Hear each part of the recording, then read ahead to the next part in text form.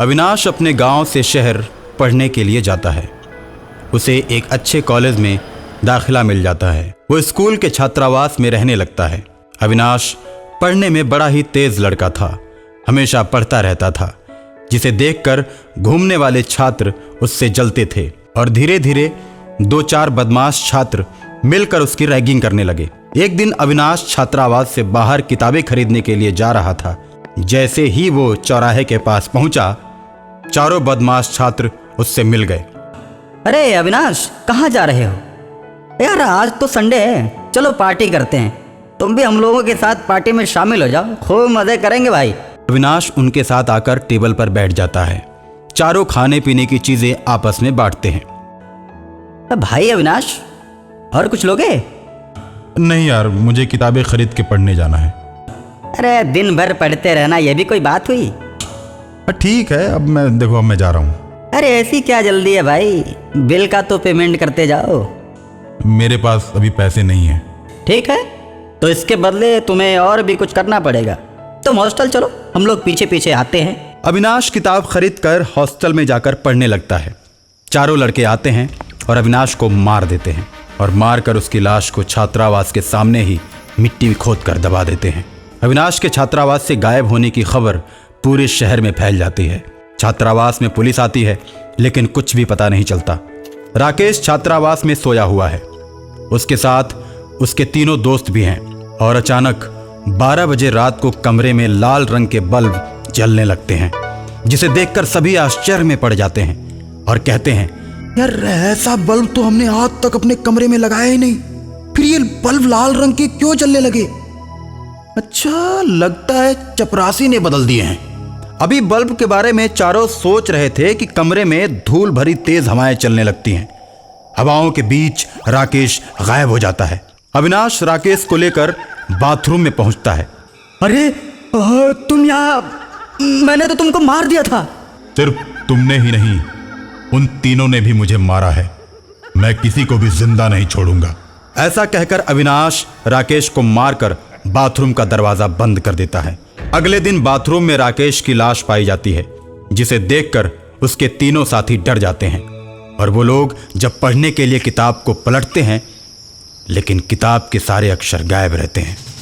खून से किताब पर लिखा होता है, अब तुम लोग भी मारे जाओगे। और सुबह पुलिस स्टेशन जाकर दरोगा को सारी बात बताते हैं कि हमारे दोस्त राकेश को किसी ने बाथरूम के अंदर मार दिया है। उसके बाद पुलिस छात्रावास में आती है, छानबीन करती है, लेकिन कुछ भी पता नहीं चलता। कोई सबूत उनके हाथ नहीं लगता। आपके छात्रावास में 2 लड़के मारे जा चुके हैं। आपके स्टाफ के लोग क्या कर रहे हैं? कुछ आपकी भी तो जिम्मेदारी बनती है। आप भी अपने स्तर से इस बात का पता लगाइए और जो भी सूचना हो थाने में आकर हमें दीजिए। ठीक है, चलते हैं हम। ठीक है, अब मैं जाकर सभी को सतर्क कर देता हूं। प्रधानाचार्य छात्रावास के सभी बच्चों को सावधान कर देता है और उनसे कहता है कि जैसे ही तुम लोगों को कुछ भी पता चले, 112 नंबर पर फोन लगाकर पुलिस को सूचित करो। अब राकेश भी अविनाश के साथ भूत बन जाता है। अब दोनों मिलकर उन तीनों दोस्तों को मार देते हैं। तीनों के कमरे से हाथ में खून से सना हुआ चाकू लिए हुए छात्रावास का गार्ड बाहर निकलता है, जिसे पुलिस पकड़ लेती है। थाने में गार्ड का चेहरा धीरे धीरे बदलने लगता है और एकदम से वह अविनाश बनकर खड़ा हो जाता है। मैंने ही सबको मारा है। मैं गार्ड के शरीर में प्रवेश कर गया था। राकेश को मैंने ही मारा, लेकिन इन तीनों को मारने के लिए मेरी आत्मा को गार्ड का सहारा लेना पड़ा। अब मेरा बदला पूरा हुआ और मेरी आत्मा मुक्त हो गई। इसमें गार्ड की कोई गलती नहीं है। इतना कहकर अविनाश गायब हो जाता है और पुलिस गार्ड को छोड़ देती है। इच्छाधारी भूत। कुछ भूत ऐसे भी होते हैं जो इच्छाधारी होते हैं, जो अपने मन के अनुसार अपना चेहरा तक बदल लेते हैं। एक नाग और नागिन बड़े ही शिव भक्त थे। वो दोनों के दोनों तकरीबन रोज ही शिव मंदिर में शिव जी के दर्शन करने आते। दोनों के पास ही मणि थी। एक दिन मंदिर के पुजारी ने उन दोनों सर्पों को नागमणि के साथ देख लिया। मणि में से दिव्य प्रकाश निकल रहा था, जिसे देखकर पुजारी के मन में लालच आ गया। उसने नाग नागिन को मारने की योजना बना ली। हे नाग नागिन, तुम लोग कब से इस मंदिर में आते जाते हो? मैं इस मंदिर का पुजारी होते हुए तुमसे ये विनती करता हूं कि अपनी मणि मुझे दे दो। इस मणि को हम किसी को भी नहीं दे सकते पुजारी जी। इस मणि को अपने पास रखने वाला दुनिया का सबसे शक्तिशाली व्यक्ति बन जाएगा और फिर लोगों को कष्ट भी पहुंचाना शुरू कर देगा। ठीक है नाग देवता, जैसी आपकी इच्छा। अब तो पुजारी जी के मन में दुनिया का सबसे शक्तिशाली व्यक्ति बनने का ख्वाब सजने लगा था। उन्होंने मन ही मन ठान लिया कि नाग और नागिन को खत्म करना है किसी भी कीमत पर। आखिरकार उन्होंने अपने दोस्तों के साथ मिलकर ये योजना बनाई कि अगली रात को जब ये नाग और नागिन मणि समेत मंदिर में प्रवेश करेंगे, तभी पुजारी जी घंटी बजाकर इनके आने का इशारा करेंगे और सारे दोस्त अपने अपने हथियारों से उसी वक्त नाग और नागिन का खात्मा कर देंगे। अगले दिन हुआ भी ऐसा ही। जब नाग और नागिन शिव जी की पूजा करने के लिए मंदिर में आए, तो उन्होंने पुजारी जी से आग्रह किया कि थोड़ी देर के लिए मंदिर का दरवाजा बंद किया जाए। मंदिर तो सभी के लिए खुला होता है। मंदिर के दरवाजे किसी के लिए भी बंद नहीं किए जा सकते। इतना कहने की देर थी कि पंडित ने घंटी बजाकर अपने दोस्तों को भी मंदिर के अंदर बुला लिया, जिन्होंने डंडों से पीट पीट कर नाग और नागिन को मौत के घाट उतार दिया। उन्होंने उनसे वो उनकी मणि भी छीन ली, लेकिन नाग और नागिन तो इच्छाधारी थे, इसलिए अब वो इच्छाधारी भूत बन चुके थे।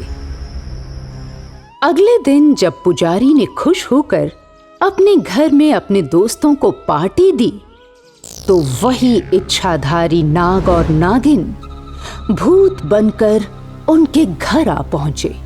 हम दोनों तुम लोगों को मारने आए हैं। तुमने हम दोनों को मारकर हमसे मणि छीनकर अच्छा नहीं किया पुजारी। इस कृत्य के बदले अब तुम सबको मरना होगा। तुम सब मरोगे। ऐसा कहकर इच्छाधारी नाग बना भूत दरवाजे का कुंडा बंद करके वहीं खड़ा हो गया और इच्छाधारी भूतनी बनी नागिन एक एक करके सारी दोस्तों को मौत के घाट उतारने लगी। जैसे को तैसा सुबह ये खबर पूरे गांव में फैली कि पुजारी जी अपने दोस्तों के साथ अपने घर पर मरे पड़े हैं। सारा का सारा गांव उनके घर पर इकट्ठा हो गया। अरे देखो तो पंडित जी की कितनी बेरहमी से हत्या हुई है। लगता है किसी ने बुरी तरह से मार मार के इनको मौत के घाट उतार दिया। गांव वालों की भीड़ में ही मौजूद इच्छाधारी भूत बने नाग नागिन एक बार फिर से गांव वालों का भेष धारण करके कहने लगे, लगता है ये किसी दुश्मनी का अंजाम है। ये इनके दुश्मन ने ही इनका ये हाल किया है। जो जैसा करता है वो वैसा फल भोगता है। इसी भीड़ में शामिल था पुजारी का लड़का पिंटू भी। पिताजी जब कल घर आए तो बड़े खुश थे। उनके हाथ में एक मणि भी थी। वो कह रहे थे कि अब मैं दुनिया का सबसे शक्तिशाली आदमी बन जाऊंगा। कहीं कहीं उसी मणि की वजह से तो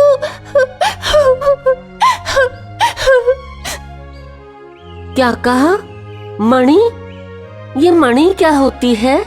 ये मणि नाग जाति के सांप से ही मिल पाती है। न जाने पिताजी मरने से पहले मणि कहाँ रख गए हैं।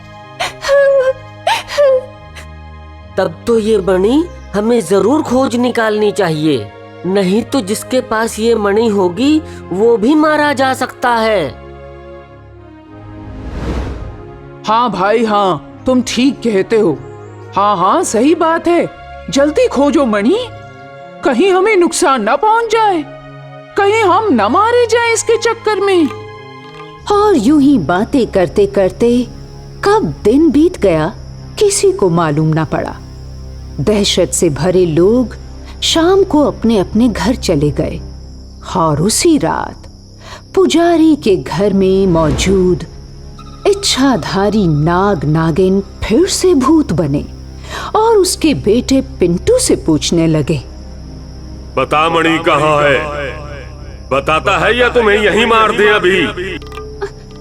आप कौन हो? हम नहीं जानते मणि कहाँ है। आप हमें छोड़ दो, हम वाकई नहीं जानते पिताजी मणि को कहाँ रखे गए। अच्छा, नहीं जानता? तो फिर मरने के लिए तैयार हो जा। आज के बाद तू जिंदा ही नहीं रहेगा किसी को कुछ बताने के लिए।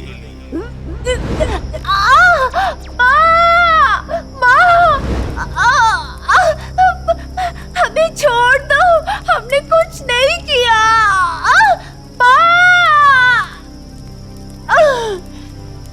और इतना कहते ही इच्छाधारी भूत बने नाग नागिन पिंटू को मार देते हैं। अब पिंटू की माँ सुंदरी की तरफ मुड़ते हैं। वो सुंदरी से भी यूं ही प्रश्न करते हैं, मणि का पता बता दे। मैं तुम लोगों से डरने वाली नहीं हूं, समझा? मैंने ही मणि रखी है अपने पास, क्योंकि ये मणि शिव जी का प्रसाद है। ये मणि हमेशा सत्य का साथ देती है। तुम दोनों ने अपने अपने दुश्मनों को मारकर अपना बदला ले ही लिया है, तो फिर अब मुझसे क्या लेने आए हो? देखो देखो, तुमने मेरे पति को मारा, मैंने कुछ नहीं कहा, और अब मेरी ही आंखों के सामने तुमने मेरे बेटे को मारा। क्या गलती थी उसकी? बोलो, गलती करे कोई और भोगे कोई? इतना कहते ही घर में रखी हुई उस मणि के अंदर से चमत्कारी शक्तियां निकलकर सुंदरी के शरीर में प्रवेश कर जाती हैं, क्योंकि मणि सत्य का साथ देती है। सुंदरी ने अपनी उसी चमत्कारी शक्तियों से इच्छाधारी भूतों को मारकर हमेशा के लिए मुक्त कर दिया। मणि को उठाकर शंकर भगवान के चरणों में रखा, जिससे वो हमेशा के लिए शंकर जी के चरणों में विलीन हो गई। एक बहुत ही भयानक गुफा में एक तांत्रिक अपने चेलों के साथ रहता था। आसपास के गांव वाले तांत्रिक के डर से उसे खाने पीने की चीजें पहुंचाया करते थे। जिस दिन खाने पीने की चीजें तांत्रिक के पास नहीं पहुंचती, उस दिन तांत्रिक क्रोध में आकर गांव वालों को बहुत ही परेशान करता। एक दिन किसी कारणवश गांव वाले तांत्रिक के पास भोजन न पहुंचा सके, जिसके चलते तांत्रिक क्रोध में आ जाता है और हवन कुंड में हवन सामग्री डालकर शैतान को बुलाता है। शैतान प्रकट हो, शैतान प्रकट हो, ओम फट, ओम फट। और तुरंत ही उसके सामने एक भयानक शैतान प्रकट होता है। तांत्रिक, तुमने सोए हुए शैतान को जगा दिया। अब तुम चाह कर भी मुझे कैद नहीं कर सकते।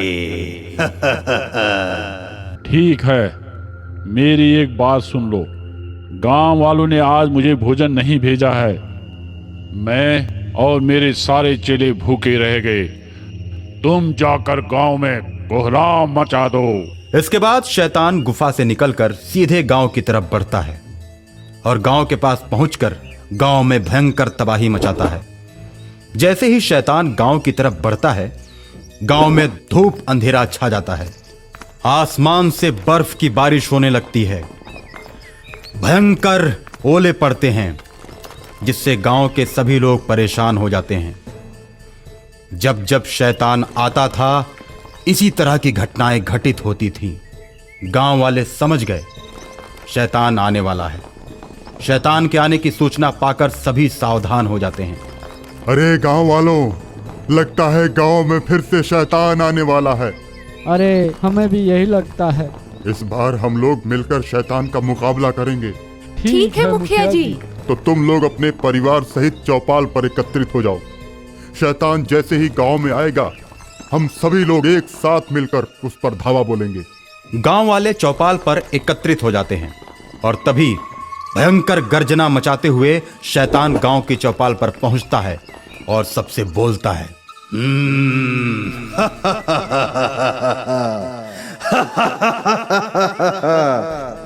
अब तो मुझे तुम लोगों को खोजने भी नहीं जाना पड़ेगा। तुम सब तो मुझे एक साथ एक जगह मिल गए हो। तुम और तुम्हारा तांत्रिक बहुत दिनों से गांव वालों को सता रहे हो। अब ऐसी नौबत ही नहीं आएगी। अब ना ये गांव रहेगा और ना ही तुम लोग यहाँ रहोगे। गांव के साथ साथ गांव के सभी लोगों को दानव अपनी मुट्ठी में कैद करके आकाश में उड़ जाता है और उड़ते उड़ते तांत्रिक की गुफा में पहुंचता है। बड़ी और भयानक गुफा में लोग चीखने और चिल्लाने लगते हैं।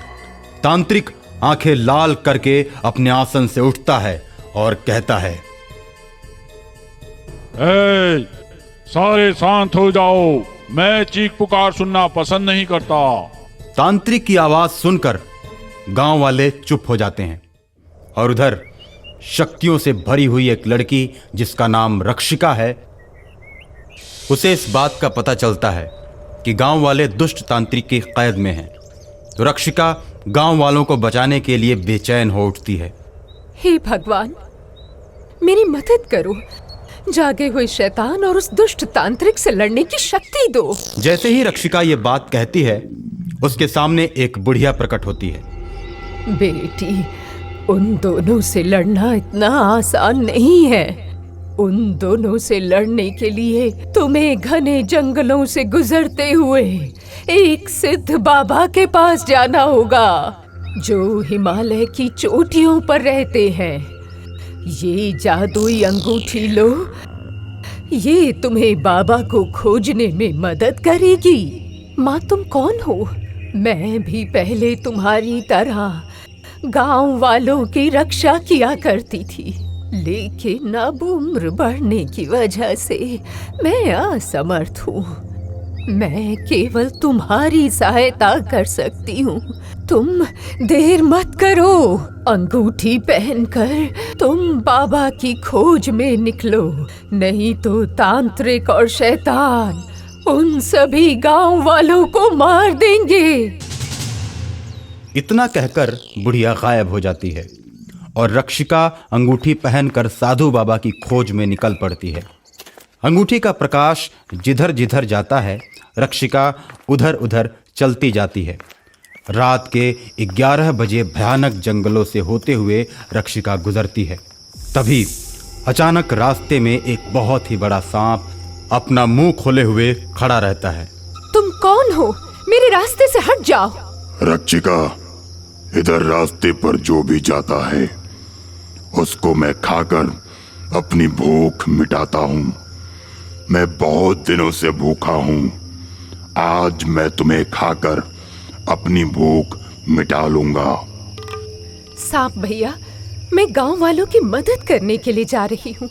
मैं अपना काम पूरा करके खुद ही तुम्हारे पास आ जाऊंगी और तुम मुझे खाकर अपनी भूख मिटा लेना। लेकिन अभी मुझे छोड़ दो, मुझे जाने दो। नहीं, मैं तुम्हारी बातों में नहीं आने वाला। रक्षिका सांप की बातों को सुनकर क्रोध में आ जाती है और जादुई अंगूठी का रुख सांप की तरफ करती है। जादुई अंगूठी के चमत्कार से सांप का मुंह धीरे धीरे बंद होने लगता है। लड़की, तूने मेरे मुंह को बंद करके अच्छा नहीं किया। अब तुम मरने के लिए तैयार हो जाओ। रक्षिका हाथ में तलवार निकाल लेती है। रक्षिका और सांप में भयंकर लड़ाई होती है। दोनों की गर्जना से जंगल और पेड़ कांपने लगते हैं। जंगल के सारे जीव जंतु भयभीत होकर इधर उधर भागने लगते हैं। सांप रक्षिका के बदन से लिपट जाता है और रक्षिका सांप को तलवार से मारकर टुकड़े टुकड़े कर देती है और उसके बाद सांप एक मानव का रूप धारण कर लेता है। रक्षिका, मैं तुम्हारा बहुत आभारी हूँ। तुमने मुझे सांप की योनि से मुक्त कर दिया। अब मैं तुम्हारी मदद करने के लिए तैयार हूँ। भैया, जब भी मुझे आपकी मदद की जरूरत पड़ेगी मैं आपको बुला लूंगी। रक्षिका साधु बाबा की खोज में पुनः निकल पड़ती है। रक्षिका जैसे ही कुछ दूरी पर जाती है, एक बहुत ही गहरी नदी रास्ते में पड़ती है। रक्षिका जैसे ही नदी को पार करने के लिए नदी में उतरती है, एक भयानक मगरमच्छ पानी के अंदर उसका पीछा करने लगता है। रक्षिका तेजी से भागती है, लेकिन किनारे तक पहुंचते पहुंचते मगरमच्छ रक्षिका का पैर पकड़ लेता है। रक्षिका मदद के लिए सांप भैया को बुलाती है और रक्षिका की आवाज सुनते ही सांप से बना इंसान उसके पास पहुंच जाता है और मगरमच्छ को मार देता है।